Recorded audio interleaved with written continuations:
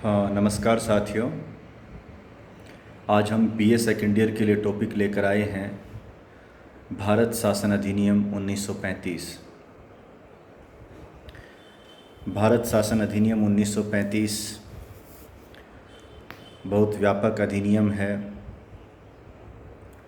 परीक्षा में इससे जुड़े सवाल हर हाल में पूछा जाता है, चाहे वो किसी भी रूप में पूछा जाए।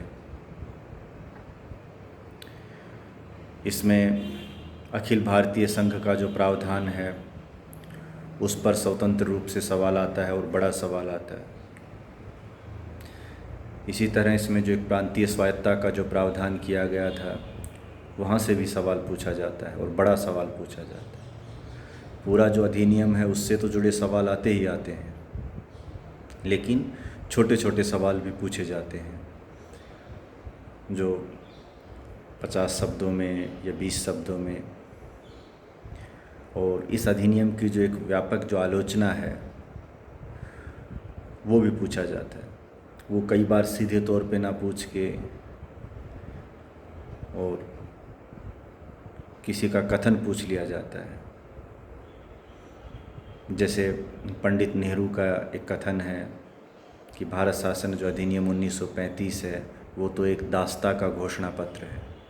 अब उसी के आगे लिखते हैं कि इसको स्पष्ट कीजिए। तो जाहिर है कि आपको इसकी विशेषताएं तो लिखनी ही होंगी, लेकिन आपको ज़्यादा इसकी आलोचना ही करनी होगी।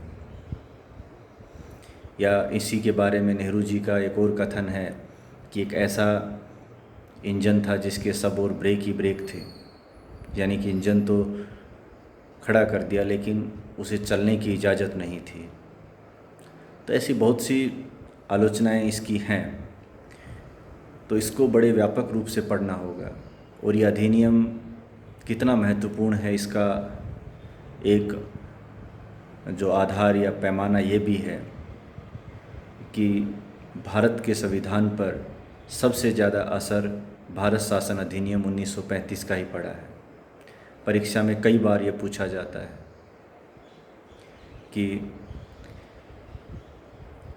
जो भारतीय संविधान पर सर्वाधिक प्रभाव पड़ा है उसमें दूसरे देशों के नाम भी आ जाते हैं। जैसे ऑप्शन में ए अमेरिकी संविधान, ब्रिटिश संविधान, आयरलैंड का संविधान, कनाडा का संविधान, या जैसे उसी में एक ऑप्शन दे दिया जाता है भारत शासन अधिनियम 1935। तो आपको यही बताना होगा कि भारत शासन जो अधिनियम 1935 है इसका सर्वाधिक असर पड़ा है। तो इसी क्रम में हम बात कर रहे हैं। तो सबसे पहले तो हम यही बात करें कि भारत शासन अधिनियम 1935 है, उसकी विशेषताएं क्या हैं। तो पहली विशेषता ये रही कि इसमें एक प्रावधान किया गया अखिल भारतीय संघ का। अखिल भारतीय संघ का मतलब संघात्मक व्यवस्था का था। अखिल इसलिए था कि वो संपूर्ण भारत को उसमें शामिल किया गया था। संपूर्ण भारत से यहाँ अभिप्राय है ब्रिटिश प्रांत भी शामिल थे, चीफ कमिश्नरी क्षेत्र भी शामिल थे और देशी रियासतों को भी उसमें शामिल किया गया था। यानी कि उस एक विचार में शामिल किया गया था। जब ये संघ तो अस्तित्व में आ नहीं पाया, उसकी अपनी एक वजह है और उसकी वजह इस रूप में रही है कि संघ का जो विचार दिया गया अखिल भारतीय संघ का, तो उसी में ये बात कही गई कि इसमें ब्रिटिश प्रांतों का और चीफ कमिश्नरी क्षेत्रों का तो शामिल होना अनिवार्य था, उनके पास न शामिल होने का कोई विकल्प नहीं था। लेकिन देशी रियासतों के पास ये चॉइस छोड़ी गई कि वो चाहें तो संघ में शामिल हो सकती हैं और चाहें तो वो इससे बाहर रह सकती हैं।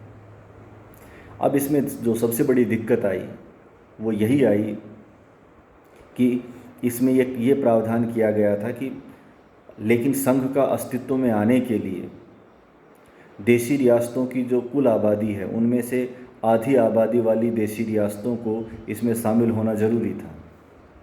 अगर आधी आबादी वाली देशी रियासतें इस संघ में शामिल होने की सहमति नहीं देती हैं तो फिर ये संघ अस्तित्व में नहीं आएगा, और ये शर्त पूरी नहीं हुई और ये संघ कभी अस्तित्व में भी नहीं आया। लेकिन इसमें प्रावधान किया गया था अखिल भारतीय संघ का। तो ये इस अधिनियम की एक बड़ी विशेषता थी। दूसरी जो इस अधिनियम की विशेषता रही है वो है प्रांतीय स्वायत्ता। प्रांतीय स्वायत्ता से अभिप्राय है प्रांतों में उत्तरदायी शासन की स्थापना कर देना। हमने इससे पहले जो भारत शासन अधिनियम 1919 की जब बात की थी तो हमने बताया था कि उस अधिनियम में प्रांतों में द्वैध शासन की स्थापना की गई थी, या प्रांतों में जो आंशिक उत्तरदायी शासन की स्थापना की गई थी। सभी विषयों पर तो मंत्रियों को काम करने की आज़ादी नहीं दी गई थी, और ना ही वो जो प्रांतीय जो व्यवस्थापिका है उसके प्रति उत्तरदायी होते थे। लेकिन कुछ मामलों में दी गई थी जिन्हें हस्तांतरित विषय कहे गए थे। आरक्षित विषय राज्यों में गवर्नर और उसकी कार्यकारिणी परिषद को सौंपे गए थे, और हस्तांतरित विषय हैं वो लोकप्रिय मंत्रियों को दिए गए, मंत्री परिषद को दिए गए थे। और जो मंत्री परिषद को दिए गए विषयों पर जो वो काम कर रहे थे और उन कामों के प्रति वो उनकी जवाबदेहिता है वो प्रांतीय व्यवस्थापिका में थी। अगर वो गलत कर रहे हैं तो व्यवस्थापिका उनसे प्रश्न पूछ सकती थी, उन पर नियंत्रण रख सकती थी कि आपने ये काम गलत किया है या ये सही काम क्यों नहीं हो रहा है।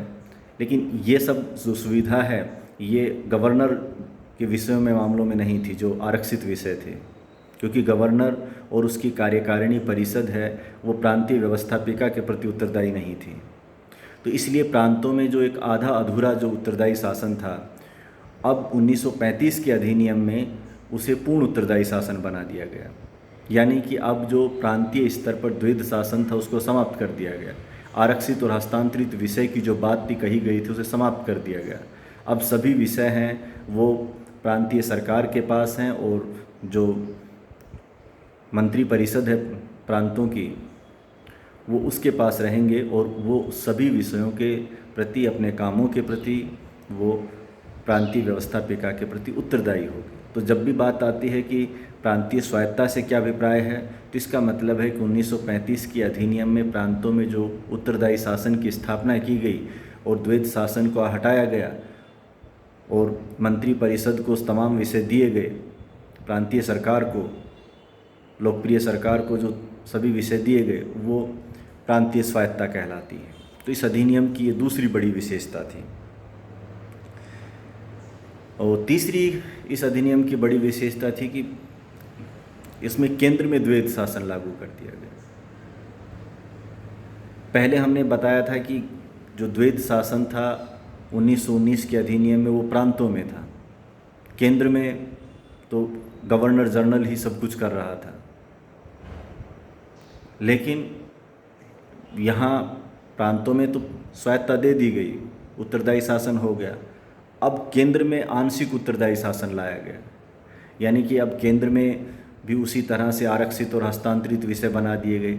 आरक्षित जो विषय हैं वो गवर्नर जनरल और उसकी कार्यकारिणी को सौंपे गए, और हस्तांतरित विषय हैं वो प्रांतीय जो मंत्री परिषद है उसको सौंपे गए। और उसी तरह हस्तांतरित विषयों के प्रति जो केंद्रीय मंत्री परिषद है वो केंद्रीय व्यवस्थापिका के प्रति उत्तरदायी थी। तो कुल मिला के जो 1919 के अधिनियम में जो मॉडल प्रांतों के लिए द्वैध शासन का दिया गया था वही मॉडल 1935 के अधिनियम में केंद्रीय स्तर पर लागू कर दिया गया। तो ये था केंद्र में जो द्वैध शासन है। हालांकि केंद्र में जो आरक्षित विषय हैं वो उतने ज़्यादा नहीं थे जितने प्रांतों में थे, यानी कि यहाँ डाकतार है, विदेश का मामला है, मुद्रा, बैंकिंग, इस तरह से कुछ जो बहुत महत्वपूर्ण विषय हैं उनको ही रखा गया था। फिर इस अधिनियम की एक और विशेषता है कि इसमें शक्तियों का विभाजन किया गया था। शक्तियों का विभाजन से अभिप्राय है कि केंद्र और राज्यों के मध्य शक्तियों का बंटवारा किया गया। जैसे हमारे यहाँ संविधान की 7वीं अनुसूची में है, उसी तरह से इस अधिनियम में भी ये बताया गया कि संघ के क्या विषय होंगे और केंद्र सरकार के कौन से विषय होंगे और प्रांतों के कौन से विषय होंगे। और साथ ही ये भी बताया गया कि जो अवशिष्ट शक्तियां हैं वो गवर्नर जनरल के पास होंगी। आज जब हम भारतीय संविधान की बात करते हैं तो जो प्रांतीय शक्तियां हैं वो केंद्र सरकार के पास हैं, संघ के पास हैं, लेकिन उसमें गवर्नर जनरल के पास रखी गई और ये गवर्नर जनरल का अधिकार था कि वो इस पर कानून बनाने की इजाज़त संघ को देते हैं या केंद्र को देते हैं या प्रांतीय सरकारों को देते हैं। तो यहाँ इस अवशिष्ट शक्तियों के जो प्रावधान के जरिए भी गवर्नर जनरल की शक्ति को बढ़ाने की कोशिश की गई थी इस अधिनियम के जरिए। फिर इसी अधिनियम में एक अन्य विशेषता थी, वो संघीय न्यायालय का निर्माण किया गया। संघीय न्यायालय से अभिप्राय है कि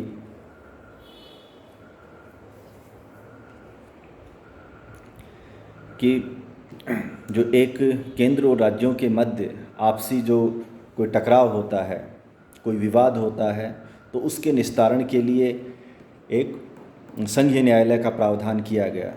हालांकि अपने आप में कोई सर्वोच्च न्यायालय नहीं था, क्योंकि इससे ऊपर जो प्रिवी काउंसिल का प्रावधान किया गया था जो ब्रिटिश में था, यानी कि संघीय न्यायालय के निर्णयों के विरुद्ध भी ऊपर अपील की जा सकती थी।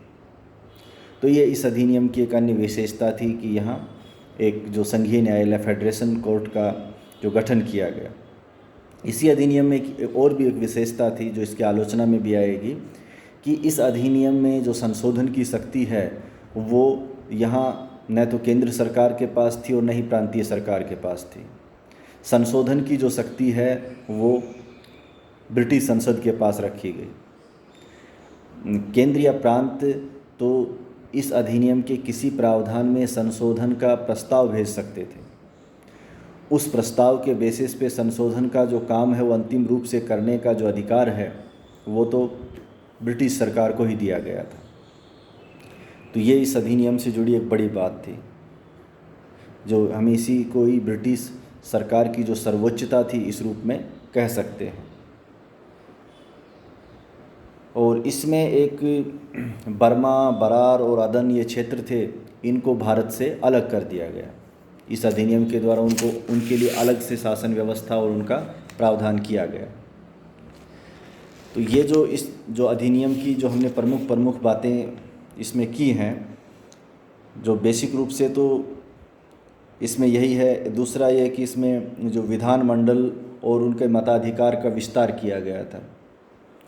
मताधिकार यानी कि ज़्यादा लोगों को वोटिंग राइट दिया गया, 10% से कुछ ज़्यादा ही थे।